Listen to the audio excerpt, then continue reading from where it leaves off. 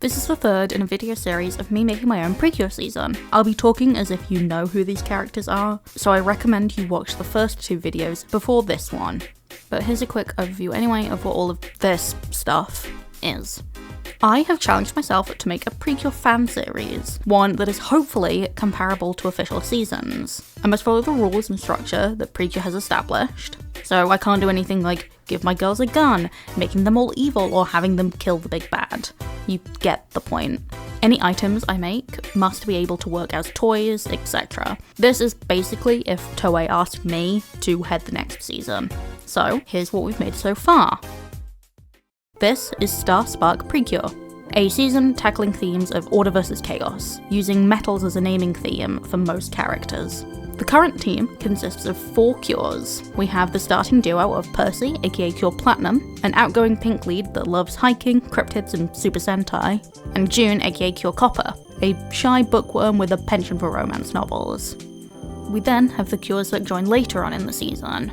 Mori / Cure Cobalt, a blunt fashionista who loves collecting kids' toys and cute things, and Cass / Cure Gold, a stoic, fish-out-of-water warrior who's the team's straight man. The team also has one fairy, Yin, a panda, a worrywart historian there to keep the Precures on track.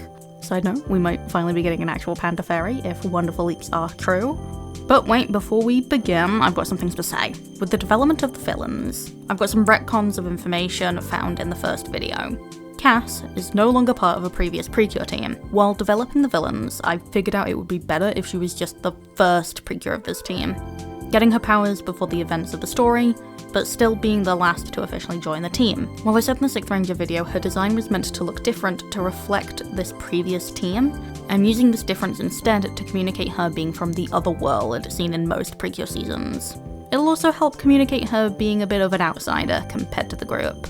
And, for reasons too inconsequential to explain, I'm just going to take that second S off of Cass's name. Cool, wonderful, brilliant. So let's finally begin to talk about some Precure villains, the chaos side of this order versus chaos fight.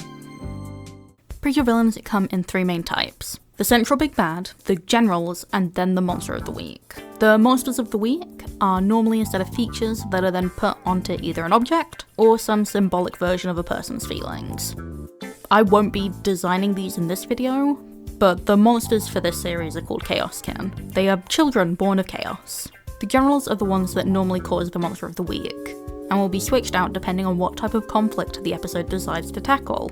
There are normally 3 generals to start off with, but more are normally added as the season goes on, and as the earlier generals are defeated by our heroes.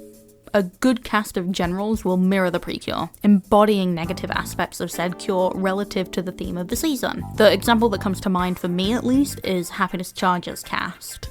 What I'm getting at is a good set of generals is more than just 3 guys that want to punch the Precure. You then have the big bad and presumed final boss of the season. Their identity is normally a secret until either the halfway point or right at the end for a dramatic twist, depending on the season. A good big bad challenges the hero's ideology, and should let the audience see how these characters we've been following for around 50 odd episodes have grown. They need to be threatening, but also need a believable motive. This is a character with people willing to enact their plans. I want them to have an ideology some people might subscribe to, not just, oops, or mind control, looking at you, sweet.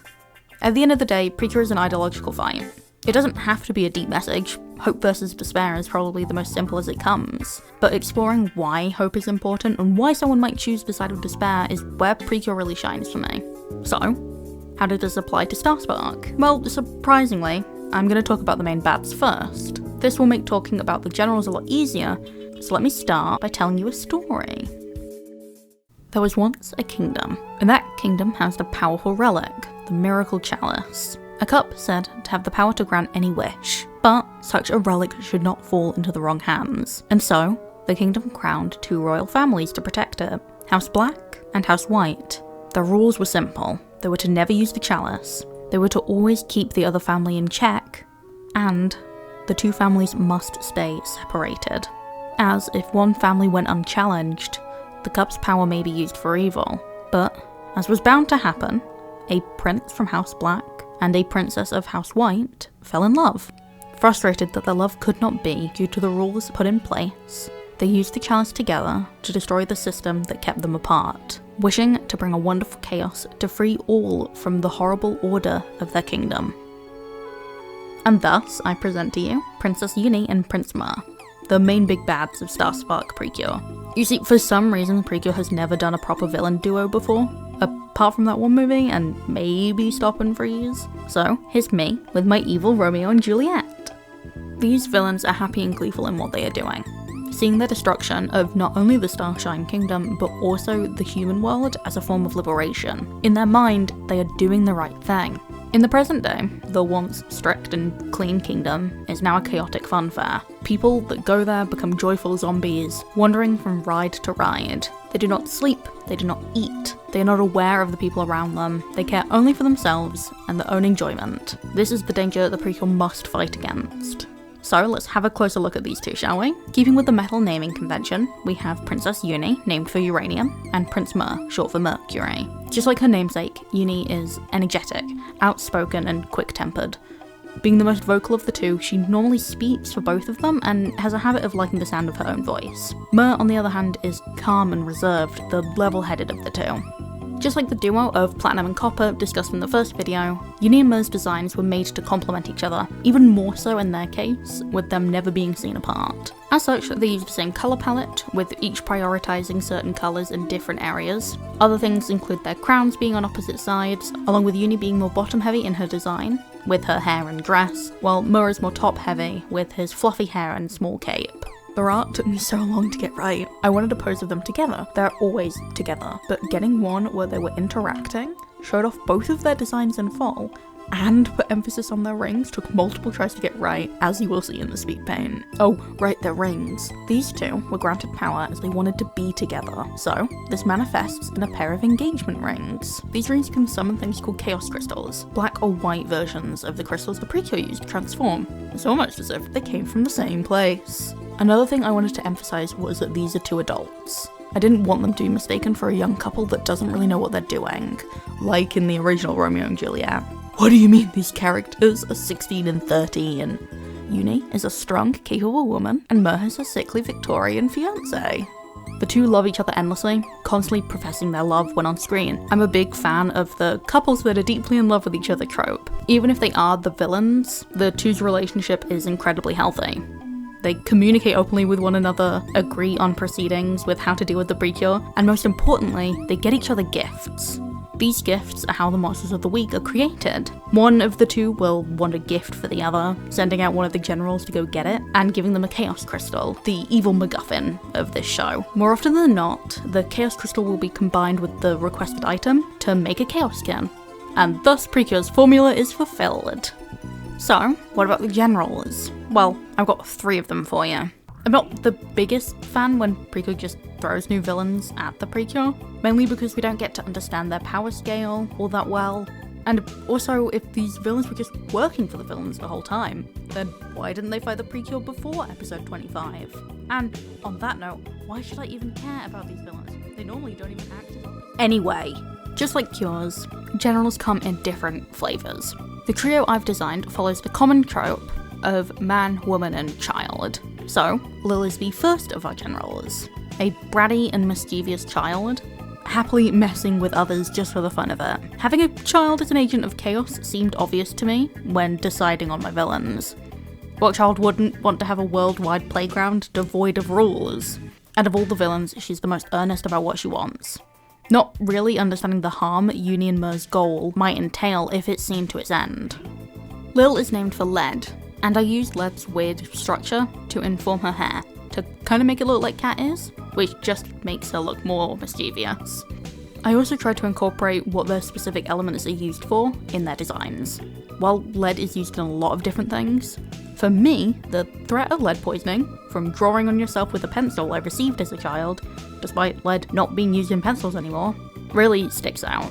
So Lil is made to look like a school kid. She's got a big backpack to store stuff in, plasters from probably being in a few scrapes, and a boatload of accessories, as if she's trying to impress others around her, in a kid way. The main part of her design, though, that I want to draw attention to is her puppets. I gave these to her to let her be even more expressive. Even though Lil controls them, I love drawing them as if they're their own characters, having them comfort her when she's sad, or laughing with her at others' misfortune. You can probably tell, due to her being blue, but she is Cure Cobalt's foil. Both Lil and Mari are seen as childish, especially by their older peers, and while both hate this perception of themselves, Lil forces herself to hate the things that she loves to make herself seem more mature, especially when paired with other generals, while Mari grows to allow herself to love these things even if others think it's weird.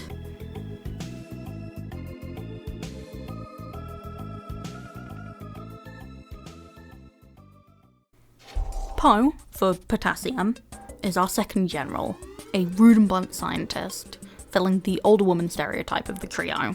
She's very closed off, which I tried to show off in her design with her long, unkempt hair and lab coat. I also wanted her to give off the vibe of bruised or mouldy fruit, something that could hurt you if left to fester. Potassium is most famously found in fruit after all. I think her eye bags and the fact she overall reminds me of a leek helps with this. I just can't escape the Miku comparisons with my green characters, I guess. She's normally blunt and rude, joining the villain team due to not really liking other people. A world without rules is a world that allows her to research and experiment as she wishes. She doesn't like getting help from others, normally blaming others if something goes wrong, and I used her fringe, or bangs if you're American, to show this need for independence. She's cut them herself, but not well, so she hides them using her goggles. Just a nice bit of detail I'm really happy with. I also like the idea of her being a little bit unhinged. Like, she expresses when she's happy through maniacal laughter, to the horror of the other generals. She's secretly crazy, like all women should be, and I love her for it. And if the green didn't tip you off to it already, she is Cure Copper's opposite. June is very closed off, and if Percy hadn't reached out to her, she probably would have receded into her shell even more.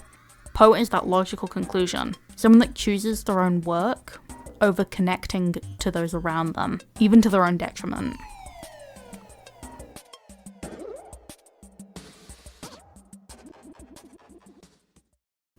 Cad, short for cadmium, was the hardest for me to design, mainly because I chose a concept and kept forcing it to work. But after all that, he's probably my favourite of the generals. So, what is this idea I just had to make work? Well, Precure isn't the only series Toei makes. They also make Super Sentai, known as Power Rangers in the West. I was already planning on making a Sentai reference with the Spark Rangers, an in-universe Sentai series Percy likes. But I wanted to push it a bit further by having a villain inspired by them. Lil and Poe aren't the most intimidating villains, so I wanted the third of the group to be someone that could go toe-to-toe with the Precure. A real big personality to act as an instigator.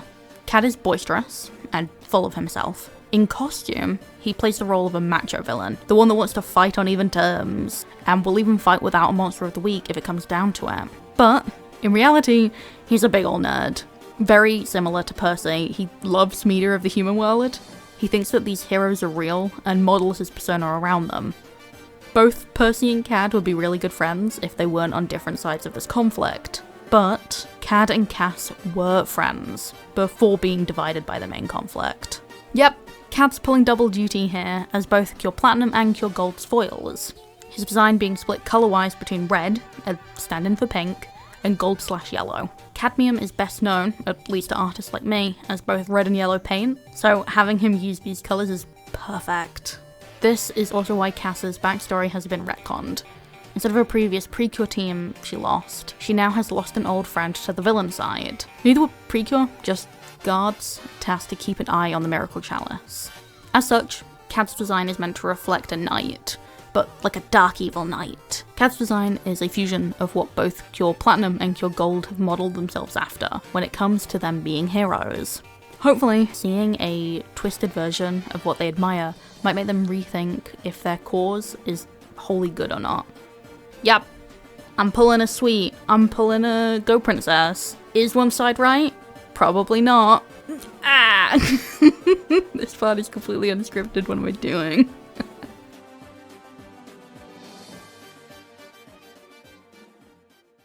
And wowie! That's it, all the villains for Star Spark Precure. This video would have come out sooner if my hard drive and all my footage didn't nuke itself, but we got there in the end. I don't really know what's next for this video series. when it comes to the development of Star Spark Precure. I definitely want to do other Precure videos, looking at the character designs, etc., but what comes next after this villains video, I don't really know. I'd like to do a Q&A at some point, along with talking about other things a Precure season has, like designing power-ups or Pretty Holic items. And while the idea of turning this story into a comic has crossed my mind multiple times, I've tried doing both YouTube and making a webcomic at the same time, and sadly, I am but one little guy. It doesn't end well for either project. But, you know, if people want more of this series, I'm happy to return to it at some point. For now, I'll be making good on some projects I teased in my update video. Now, where did I put my gym badges?